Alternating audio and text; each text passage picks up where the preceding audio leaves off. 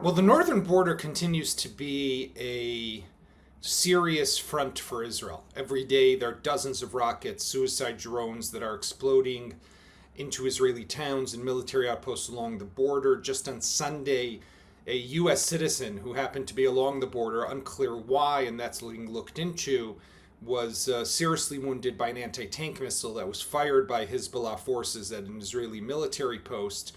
The U.S. citizen was apparently visiting some of the troops along the border. But there is just daily clashes there. Israel is striking back in Lebanon. Hezbollah is striking inside Israel.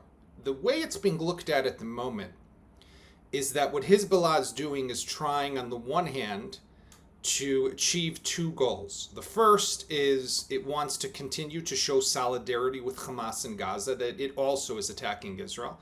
It also is trying to weaken the state of Israel. That is what it is, probably the directive it received from its Iranian handlers. And at the same time, the recent escalation over the last few weeks is being viewed as a way to get Israel to stop the war in Gaza. Because as Hezbollah has said all along, the moment the war in Gaza ends, it too will also stop attacking in the north. So this escalated tension and along the border can be viewed as just another means of pressure on Israel to come into a ceasefire with Hamas in Gaza that would end the battle against Hamas, and the added benefit would be the end to the battle against Hezbollah. What we're seeing is there's a number of voices. One is that Israel shouldn't do anything. Like I said before, the war will end in Gaza, the war will end in the north. Let's not open a second front. And really what we have to ask ourselves, and this only a handful of people in the country really know, do we have enough weapons? Do we have enough soldiers? Do we have enough fighter jet fuel? I mean, all of these different supplies that you would need, interceptors for our Iron Dome, our David Sling, our Arrow. Do we have everything we would need for a much larger and more difficult conflict with Hezbollah? Now, even if the answer to all of that is yes, the question then will have to be, is now the right time to go to war with Hezbollah? Because on the one hand, you could say, okay, yes, we have to because they've been attacking us with impunity. We have to teach them a lesson. We have to show them that they can't do this. We need to boost deterrence. We need to weaken and degrade them because we learned on October 7th that having an enemy of this kind just over the border attacking and saying they want to kill us, eventually they will try to carry that out like Hamas did in Gaza. So what are we waiting for? But I want to add one other element into the mix, and that is, what about Iran? Iran is really the greater threat that Israel faces. Its continued pursuit of a nuclear capability. We've seen under the cover of the war in Gaza, Iran has increased its enrichment of uranium, has grown only closer to potentially obtaining a nuclear capability. And Hezbollah was created for that sole purpose, to deter Israel from attacking Iran or to retaliate on Iran's behalf after an Israeli strike against Iran. So if we are already going to war with Hezbollah, there is an argument to make that Israel should also already attack Iran's nuclear facilities and try to set back their nuclear program. Because if you don't do the two at the same time, then essentially you go to war with Hezbollah now. 2-3 years from now, you might have no choice but to attack Iran, and then you'll have to fight another war with Hezbollah because they will rebuild and rearm by then.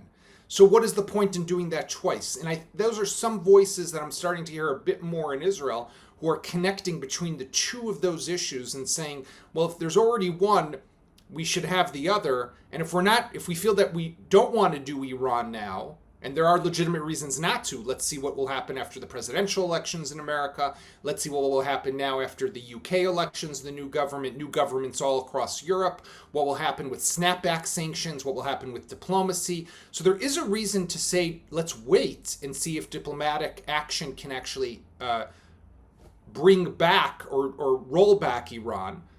And therefore, you might as well wait also with Hezbollah. There is a change with Hamas's position when it comes to a possible hostage deal, and that is the big breakthrough in what's happened. I would say that for the first time in 9 months of this war, as we marked on Sunday, the 9-month mark of this war, Hamas for the first time is actually waiting for Israel's response, as opposed to in the past rounds of talks, Israel was constantly waiting for Hamas's response. What has changed is that Hamas has basically walked back its demand that immediately the war come to an end with the initiation of a hostage deal that would bring back, there's still 120 Israelis who are being held in Gaza. Israel estimates that around roughly half of them are alive, maybe less. There's a number of women who are there, about a dozen or so. There are some soldiers as well, and men.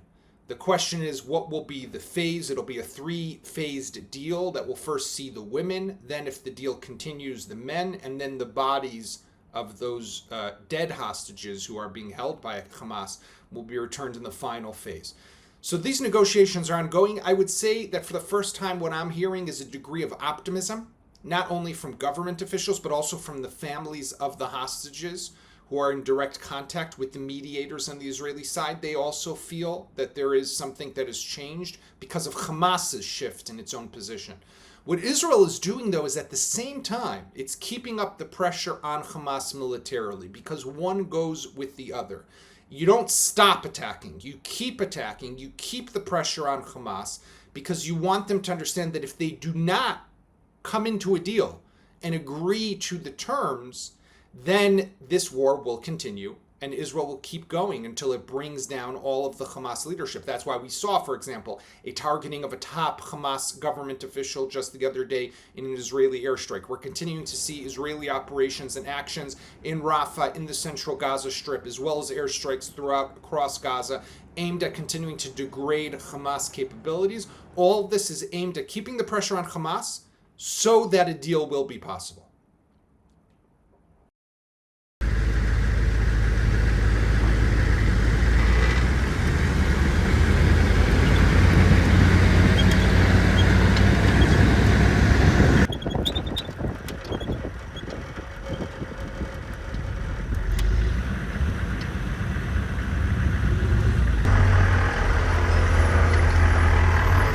Hamas, it has been building over tunnels. Some of those tunnels are booby trapped. And Hamas, they built everything in a civilian neighborhood, among houses, among mosques, among the population, in order to create its terror ecosystem. This is part of the Rafah Brigade military framework. The Rafah Brigade military framework and a couple of functionals. One functional is to smuggle arms into Gaza. This is being taken care of now in Philadelphia corridor and other places like those tunnels.